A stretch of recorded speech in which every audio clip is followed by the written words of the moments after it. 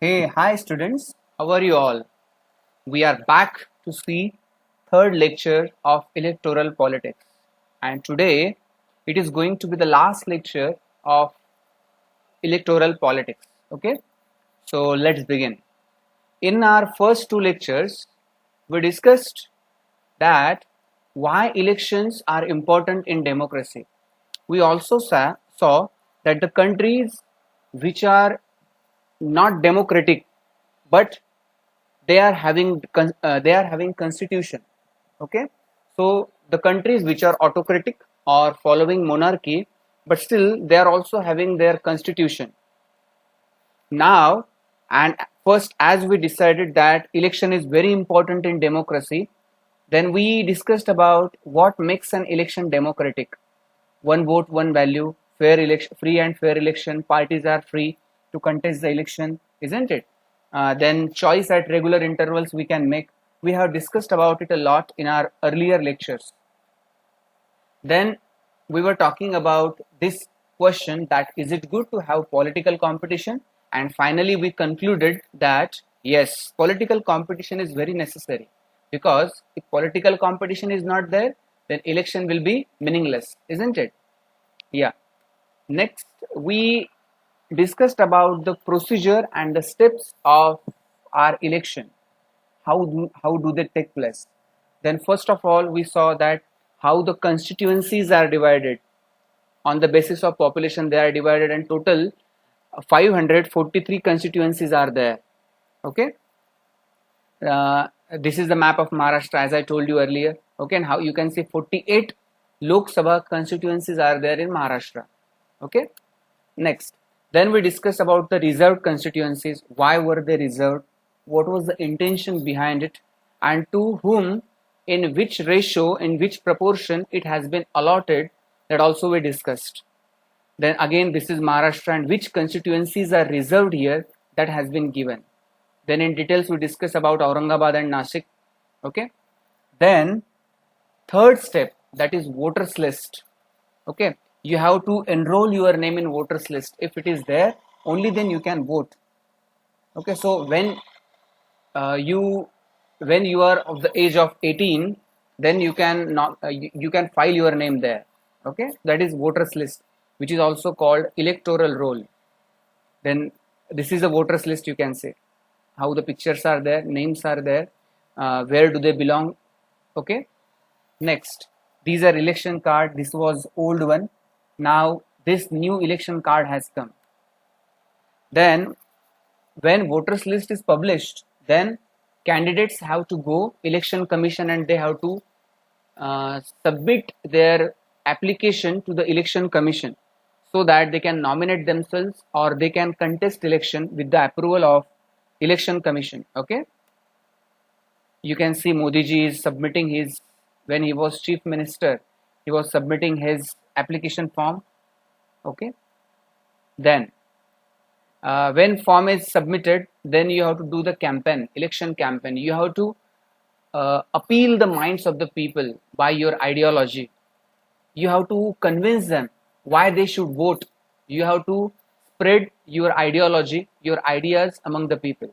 Okay, so by this, how the people are using different slogans, how they are doing campaign, that we had seen. See, some slogans are here, that also I told you earlier. So we are taking quick revision of the lesson. Then code of conduct. When election is going to be there, then there are specific rules which every political party has to follow. Okay, these rules we have seen. And then when on the day of election, people come to the polling booth, and there they give their vote. They press the button in EVM and they give their vote, and finally result is declared. Okay, so you can see these pictures. So till here we have finished everything, and after that we also discussed when election can be rejected by election commission. Okay, so these were the things by which election can be taken again if election commission finds that these kind of uh, malpractices were observed. If they are observed, then they can retake elections. So till here we took a quick revision of our lesson. Okay, now we will come to our real third part. Okay, so today this is going to be the last lecture of electoral politics. Okay, so let's see what makes election in India democratic. Earlier in first part we discussed why elections are important, why they should be taken, what are the demerits of election, etc. Okay, now in India, if we are conducting elections, if they are organized, but though they are organized, are they democratic? Means really with fair practices, is it conducted? That is the question. So here we will see, and those which are rules and regulations for the political parties or political leaders, are they really following that? So here in this part we'll discuss about it. So 4.3a part, malpractices in election. What it is, let's see. First of all, see, in a constituency, a political leader with his using his influence or using some malpractices or unfair tactics, he can bring false names in electoral roll so that he will get extra vote of those people. It happens very rarely. Definitely it is very, what we can say, it is very risky if election commission finds that his nomination will be cancelled. But still some political leaders does that. Earlier it was done, but nowadays it is very strict. Inclusion of false names and exclusion of genuine. Those which are genuine names, their name will be taken out from the list so that they can't vote. Okay, then when election campaign is going on, as I told you earlier, during code of conduct, you can't use of government officials, or you can't use government facilities and vehicles and aircrafts also. You can't use them. You must have your own. Only then you can use it. But still, if election, there are some political leaders still they are doing that. Okay, so this is malpractice again, misuse of government facilities and officials. On government officials, they put pressure that because after election, who is going to rule these executives and this government official? Definitely that political party. That's why they pressurize them. If you don't support us, then when we get elected and we will holding power, you will be dismissed. Okay, so such kind of threats they are giving to the government officials, and in this way we are running our government. Okay, then excessive use of money. Yes, as I told you earlier, 10 lakh and 25 lakh. More than that, if it is found, then it is illegal. But do you think really that political parties they are spending only 10 lakh and 25 lakh rupees? Not at all. It's not possible. Highly impossible it is. Okay. Just now, I think in 2019 election only, there was one MP. I don't remember his name. You just have to find it out. He was very poor person. Okay, and he did his campaign on bicycle. And surprisingly, the most important thing is, see how was his popularity. He got elected also, and he came in Lok Sabha. He's very simple person. Just find out his name and let me know. Okay, so they are using excessive money in campaign. Then intimidation of voters and rigging on the polling day. Intimidation means they are pressurizing the voters, that again threats, if you are not giving vote to this political party, then we will do all these things. And sometimes they try to bribe these people so that they will give vote to them. Okay, so on polling day they are doing all these malpractices. So in this way you can see how all these malpractices they are taking place during elections. Okay, so somewhere we might feel, if it is going on, then why we are still having elections, isn't it? But as I told you earlier, definitely there are some drawbacks of democracy. Democracy is not the perfect form of government, absolutely not. But we don't have any other choice yet. At least we have opinion. Just imagine you are being ruled by someone and you are not being asked who is ruling you. You don't know. You just have to follow the rules and you can't raise your question. you want to, and in this kind of government, definitely decisions will be taken very fast, but your interest will not be taken into consideration. Your opinion, your suggestion, your feeling, it will not be considered, but decisions will be taken fast. Okay, so would you like to live such kind of, in such kind of government, or where decisions will be late but your opinion will be taken into consideration, and sometimes if it is urgency, very urgency, then the decision will be taken by a core committee of the political party.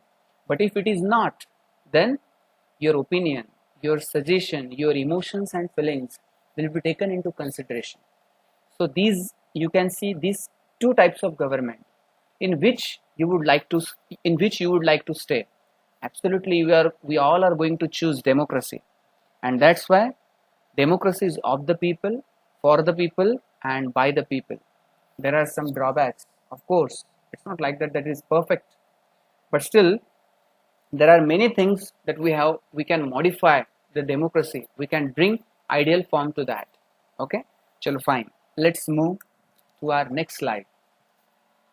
That's why our government and our constitutionalists, they had taken very care of this, that if the body which is going to conduct election, and if it is controlled or influenced by a political party or government, okay, then definitely the political party which is holding power, they are going to win always, because election commission is supporting them, isn't it? So to keep them away from this influence and pressure, our constitution has given very high authority, very big power to our election commission. How? Let's say, first of all, our election commission is completely independent. Okay, it is definitely, it comes under executives, but it is completely independent. It cannot be monitored by government, means legislature or judiciary. Okay, election commission enjoys independent like judiciary system. As you know, legislature or executive cannot pressurize judiciary, same like that all these people, they can't pressurize election commission also, they are holding their own power. Then chief election commissioner not answerable to the president of government also, or government also. See, chief election commissioner, he is elected by president, first thing. But you know, as once president is elected, it is next to impossible to replace him. In the history of India, it didn't happen, it never happened, never. Definitely there is a procedure for that which is called impeachment, by which president can also be removed from his post. Okay, there is a procedure for that, but it is highly, what we can say, highly protected, means till from 1947 till the date, it has not taken, it has not come into action. So you can, from this you will understand how secured it is. Same as president, chief election commissioner, he is holding that much power. Once he is elected for 6 years, then nobody can remove him.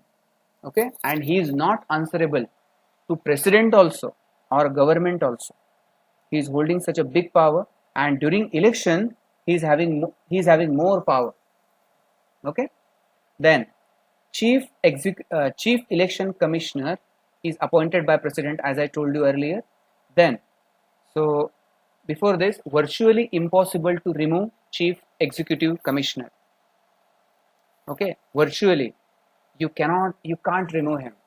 Again, there is a procedure for that to remove him, but it takes a lot of time, a lot of opinions you have to take from Lok Sabha and Rajya Sabha, only then it will be passed. Okay, so in this way our election commission is completely independent. That's why we can have free and fair election, and that's why we can say that in India elections are really democratic. As I told you in my first or second lecture, that there is a protocol that when any political leader comes to file his form or submit his form, in protocol it is written that election commissioner, he will not stand up. How much voltage or how much authority that person is having, political leader is having, you just have to ignore it. You will not stand up. That person, the political leader, he will come and he will file his form, because when he is filling his form, he is a common man. He is not a leader. Okay, he is not an elected person. So from this you will understand that how much power they are holding, and that's why we can say that really our India is having democratic election. Yes, you can see the office of Nirvachan Sadan, Bharat Nirvachan Ayog, Election Commission of India. Then we'll come back. What is the powers of Election Commission? What Election Commission can do? All decision about conduct and control elections from begin to end, they are controlled by Election Commission. Okay, how to conduct election, where EVMs will be kept, who to whom we have to send where, how the government officials will send. There is very nice movie on this. You can see this means how important is how care do they take for each and every vote. The name of the movie is Newton. From name you will think that it's a Hollywood movie. Not at all. It's the movie from Bollywood only. You can see it, Newton. Okay. So all decision about conduct and control elections from begin to end, it is organized by Election Commission. Then Election Commission, they have to implement code of conduct, and they have to keep watch upon this, that whether it is implemented, whether it is being followed or not. It is a duty of Election Commission to see into that. Okay. Then they have to give guidelines to government not to misuse power. Which are those guidelines and how they have to follow? All these instructions are given by Election Commission. Then on election duty, government work under the control of Election Commission, not government. Very important point. Let me ask you, see, when elections are going to be there, dates are announced. Okay, when dates are announced, then political leaders, they go to election commissioner. Okay, they submit their form. Now they are common man, as I told you earlier, when they are filling their form. And if they are common man, now they are not chief minister or prime minister, then who is running the country?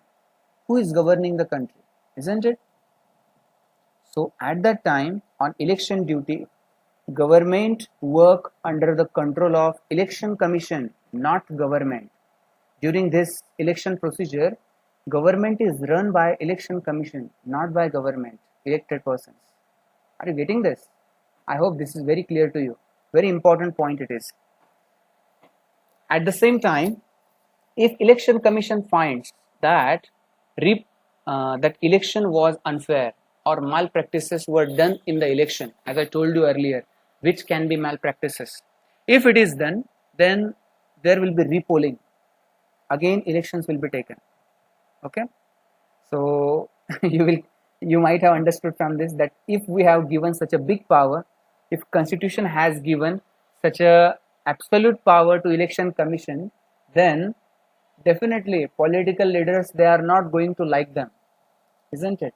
Because they are coming in between in their interest.